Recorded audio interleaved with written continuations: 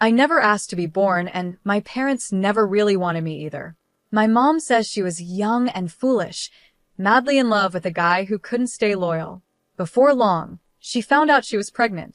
That baby was me, Rachel, the mistake. Mom wanted to get rid of me, but both sets of grandparents found out and stopped her. Back then, people didn't raise kids alone, so my parents got married, and I came along 11 months later, kicking and screaming. Dad never let me forget how I ruined his life. There goes my youth, he'd say every time he looked at me. To him, I wasn't a daughter. I was a burden, something holding him back from the life he thought he deserved. For 12 years, it was just the four of us in that tiny house. I tiptoed around trying not to make Dad mad, while Mom cooked and cleaned like her life depended on it. Dad would come home from work with a frown that only got worse when he saw me. Then my little sister Olivia was born the miracle child, the one they actually wanted. After that, I was pushed even more into the background. Rachel, watch your sister. Rachel, be quiet, Olivia's sleeping. Rachel, why can't you be more like Olivia? It was always about Olivia. She got new clothes, while I wore hand-me-downs. She got praised, and I got scolded. She got love, and I learned to live with disappointment. By the time I was 10, I was doing most of the housework, cleaning toilets, mopping floors, dusting shelves. You name it, I did it. Not that anyone thanked me. It was just expected. But there was one thing I didn't mind doing. Cooking. Something about mixing ingredients and creating flavors felt like magic. I remember the first time I made my special lasagna for a family gathering. Aunt Kelly took a bite, and her eyes lit up. Cheryl, this is incredible. When did you become such a great cook? Mom just smiled and took the compliment, soaking up the praise. I stood in the corner, invisible as always. Actually, I made it, I said, trying to speak up. They laughed like I had told a joke. Rachel likes to help in the kitchen sometimes, Mom quickly added, still soaking in the compliments. Isn't that right, dear? I closed my mouth, knowing it didn't matter. No one ever believed me anyway. As I grew up, the kitchen became my escape. While Olivia got all the attention and gifts, I found comfort in cooking. By the time I reached high school, I could make a great pot roast, one even Dad couldn't complain about.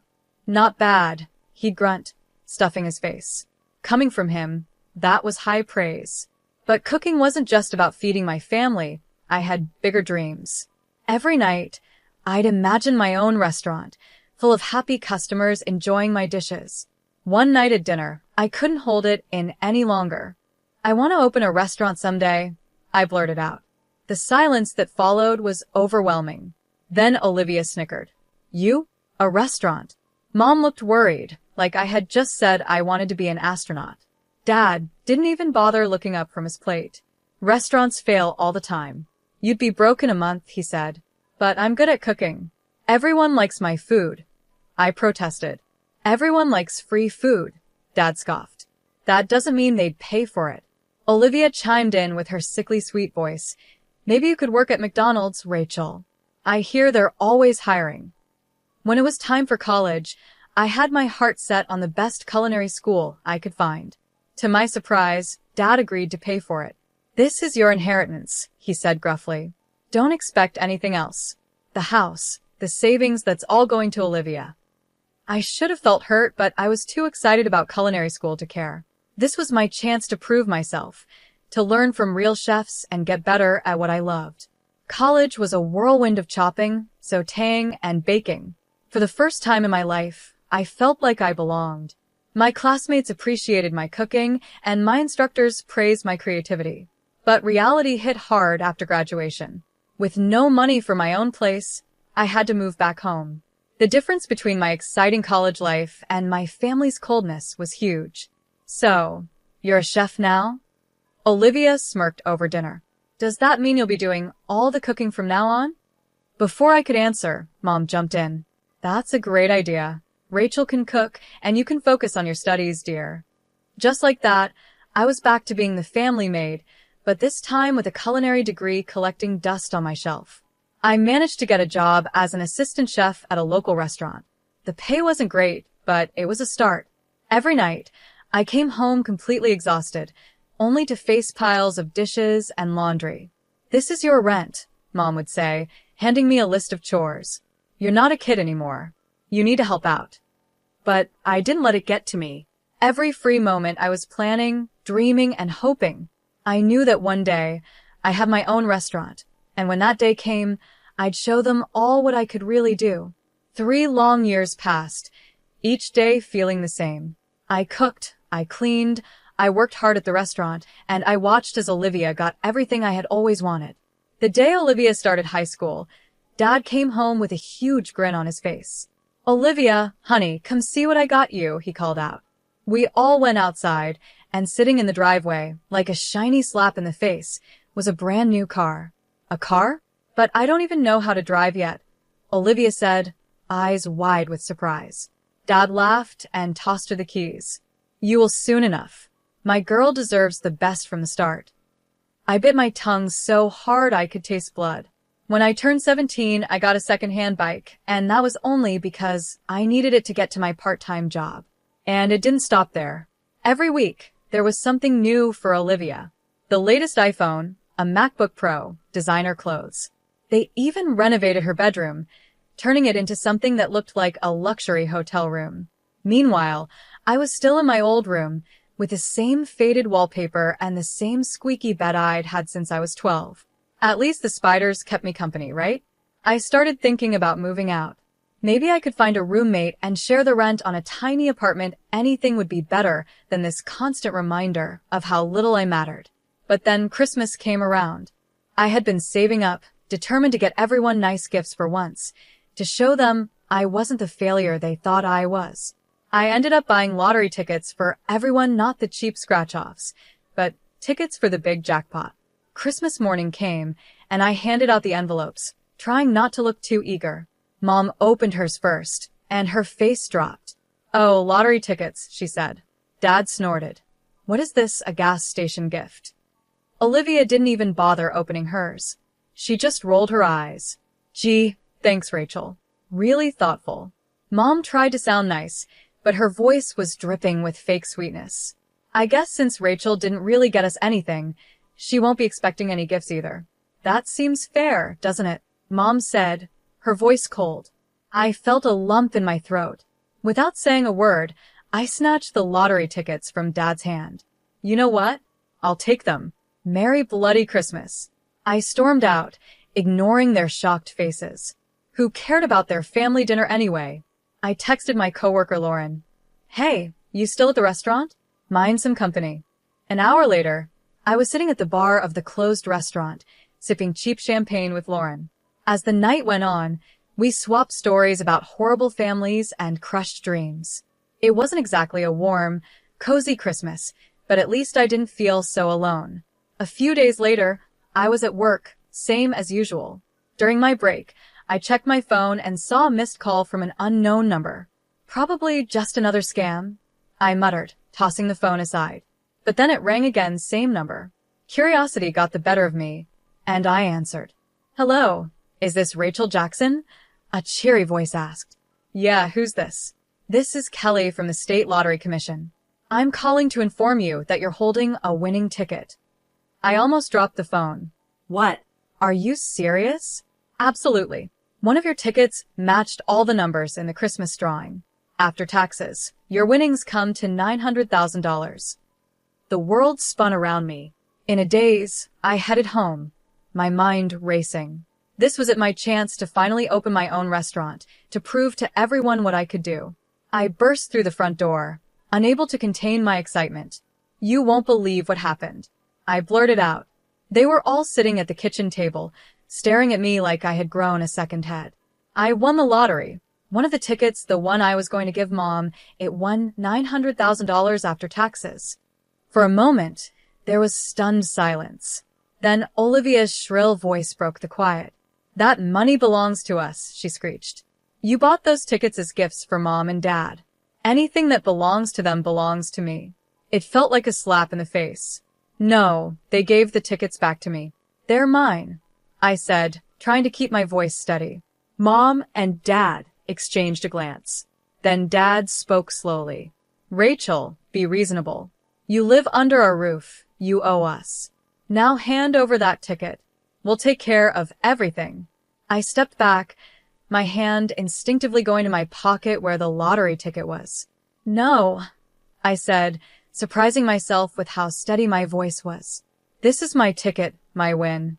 I'm going to use it to open my own restaurant. Dad's face turned bright red. Now you listen here, young lady. No, you listen, I shouted, all the frustration from years of being treated like I didn't matter spilling out. I've spent my whole life being treated like I'm less than everyone else in this family. Well, not anymore. This is my chance, and I'm taking it. If that's how you feel, Mom said coldly, then you can get out of this house. Now. I looked at them, these people who were supposed to love me no matter what, and, in that moment, I saw them clearly for the first time. Fine, I whispered. I'm gone. I stormed upstairs, packed a few clothes and essentials into a bag, and walked out. They watched me leave, probably thinking I'd be back in a couple of days, begging to return. But they couldn't have been more wrong. My first stop was the lottery office to claim my winnings. Then I headed straight to a real estate agent. I need an apartment, I told the surprised agent. Something available immediately. By that evening, I was sitting in my very own place. It wasn't much, just a small one-bedroom in a decent neighborhood, but it was mine, all mine. As I sat on the floor, I hadn't had time to buy furniture yet, eating takeout and scrolling through restaurant equipment catalogs on my phone, I felt something I hadn't felt in years. Hope. First things first, I needed a solid business plan. I spent weeks glued to my laptop, researching, crunching numbers, and planning every single detail. After what seemed like endless revisions, I finally had a plan I was proud of. Next step. Finding the perfect location. I searched the city for the right spot, and eventually, I found it a small, run-down place that had been vacant for years. The landlord almost laughed when I told him I wanted to turn it into a restaurant. Good luck with that, sweetheart, he said with a chuckle, handing me the keys. The next 4 months were a blur of hard work. I hired contractors, chose every fixture, and personally scrubbed every inch of the place. It was tough, back-breaking work, but each blister and bruise felt like a badge of honor. Finally, opening day arrived. I stood in the kitchen, my kitchen, surrounded by the staff I had personally hired and trained. When the first order came in, a rush of excitement surged through me. Let's do this, I said, tying on my apron. The first few months were a blur. I worked 20-hour days, cooking, managing, and doing whatever needed to be done. Slowly but surely, word started to spread. People loved my food not just for the taste but for the care and creativity I put into every dish. I introduced a loyalty program for regular customers, offering them special discounts and first dibs on new menu items. It was a hit, and soon I had a core group of regulars who came in so often they felt like family. But I didn't stop there. I started a delivery service, partnering with local couriers to bring my food straight to people's homes. It was a risk at first. Keeping the quality high was tricky, but it paid off. Social media also became my best tool. I posted daily specials, behind-the-scenes videos from the kitchen, and talked with customers online. My follower count grew, and so did my customer base. 3 years in, I was finally turning a profit. It wasn't a huge amount, but it was something. I even started looking for a second location. Opening the second restaurant was easier. In some ways, I knew what I was doing this time, but harder in others. I couldn't be in 3 places at once, so I had to learn how to trust my staff and delegate responsibilities. We made it work, though, and 4 years after that, I opened my third location. Before I knew it, I was the proud owner of a successful restaurant chain. Me, Rachel Jackson, the girl who was never supposed to amount to anything. I won't lie, it wasn't easy. There were nights I cried myself to sleep, wondering if I'd taken on too much. Days when I wanted to quit and give up. But every time I walked into one of my restaurants, saw happy customers, and smelled the amazing food, I knew it was all worth it. One Saturday, I was in my office, going over the finances for my newest restaurant, when my phone rang. I glanced at the screen and froze. It was a number I hadn't seen in years. Home. For a moment, I thought about letting it go to voicemail, but curiosity got the best of me. I answered cautiously. Hello? Rachel, it's Mom. Her voice was hesitant. Look, I know we haven't been on the best terms, but we need your help. It's about Olivia. Of course, it was about Olivia. It always was. What about her? I asked, trying to keep my voice steady. Dad's voice came on the line. She's in trouble, Rachel. She lost her job. They're accusing her of theft, and now no one will hire her. We were hoping you might have a position for her at one of your restaurants. I almost laughed. After everything they put me through, now they had the nerve to ask for a favor. But then I thought about Olivia. Despite everything, she was still my sister. Let me talk to her, I said, and Olivia came on the line. Her voice was small and scared. Rachel, I'm sorry for everything. I really need help. I closed my eyes and took a deep breath. Okay, I said finally. I'll give you a job, but listen, there's no special treatment. If you mess up, you're out. Got it? Yes. Thank you, Olivia said, her voice full of relief. The next morning, Olivia showed up right on time. She looked nervous, but determined. I started her off with some basic administrative tasks, slowly increasing her responsibilities over time. To my surprise, she took the job seriously. She paid attention during training, asked good questions, and never complained about the work. One night, as we were closing up, Olivia broke down. I need to tell you the truth, she sobbed. I didn't steal anything from my last job. My boss, he tried to force himself on me. When I said no, he fired me and spread rumors that I was a thief. I felt a surge of anger. Why didn't you report him? Who would believe me over him? Olivia wiped her eyes. I was so scared, Rachel. I didn't know what to do. I believe you, I said, pulling her into a hug. And I'm going to help you, okay? We'll figure this out together. Over the next few weeks, I focused on teaching Olivia everything I knew about running the restaurant. She soaked up the information like a sponge, eager to learn and prove herself. As I watched her confidently handle a rush of customers one day, I felt both proud and uneasy. Olivia was turning out to be a quick learner and a hard worker, but a little voice in the back of my mind warned me not to let my guard down completely. At first, everything seemed perfect. Olivia threw herself into the job with more enthusiasm than I'd ever seen from her before. She was always the first to arrive and the last to leave, taking on extra shifts and volunteering for the toughest tasks. But then I started hearing whispers. At first, I brushed them off as typical workplace gossip, but the rumors kept growing louder. One day, Paul, my head chef, pulled me aside. I think you need to know something, he said. Your sister, she's been saying things, stirring up trouble. A chill ran down my spine. What kind of things? I asked. Paul looked uncomfortable. She's been telling people they're underpaid, saying you're keeping all the profits for yourself. She's even suggested they go on strike. I couldn't believe what I was hearing. That's ridiculous. You all know how tight our margins are. I've always been open about the finances. We know, boss, Paul reassured me. None of us believe it, but there's more. He went on to tell me that Olivia had been claiming the restaurant rightfully belonged to her, saying I had somehow cheated her out of her share of the family money. It felt like a punch in the gut. After everything we'd been through, after I gave her a second chance, this is how she repaid me? That evening, I confronted Olivia, my hands shaking with anger and disappointment. What the hell do you think you're doing? I demanded. Olivia's face was blank, acting innocent. What are you talking about, sis? I told her everything I'd heard. To my shock, she just shrugged. Oh, that, she said casually. I was just testing the staff's loyalty, you know? Making sure they wouldn't turn on you. Looks like they passed with flying colors. I wanted to believe her really. I did, but something in her eyes, a cold and calculating glint, made me hesitate. Before I could say more, there was a frantic knock on my office door. Melissa, my assistant manager, came in looking pale and worried.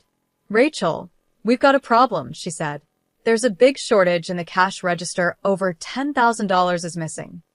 We spent hours going over the books, checking and rechecking everything.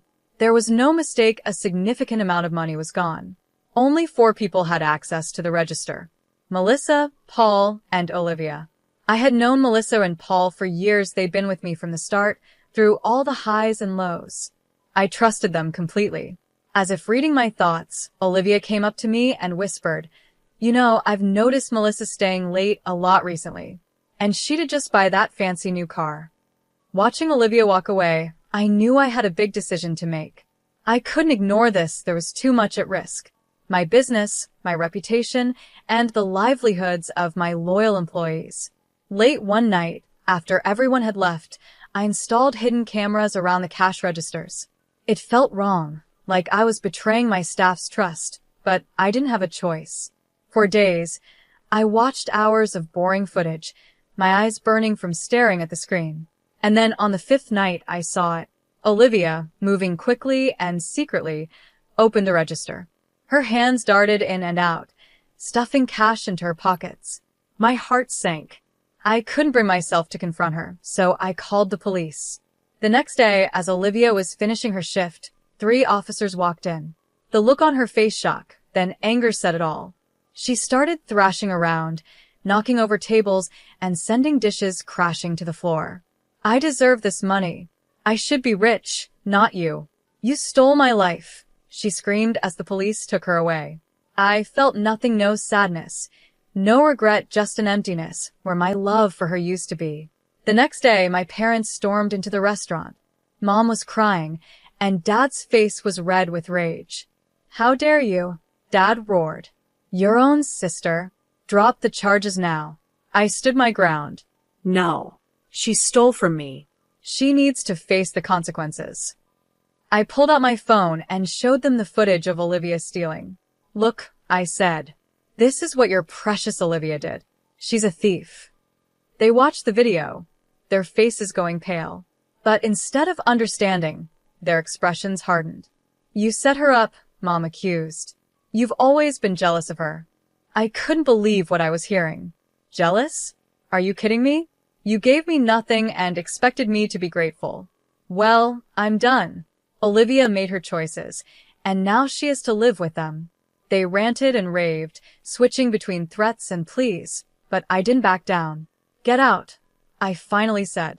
Get out of my restaurant and get out of my life. If you don't leave now, I'm calling the police. They left, but not before Dad spat. You'll regret this, Rachel. Mark my words. The trial was a nightmare. Olivia's tearful performance on the stand almost made me doubt myself. But then came a surprise witness, her former boss. He testified about how Olivia had pursued him aggressively, threatening to accuse him of sexual harassment when he rejected her. He also explained how she had stolen money from the company in retaliation. In the end, the jury found her guilty. As they led her away, she gave me one last look. There was no remorse in her eyes, only cold hatred. I haven't spoken to my family since that day. Sometimes, late at night, I wonder if I made the right choice. But then I look at what I've built, at the life I've made for myself, and I know I did. Standing in the kitchen of my newest restaurant, watching my staff prepare for the dinner rush, a sense of peace washes over me. This is my family now. This is my home. And nobody, not Olivia, not my parents, not anyone can take that away from me.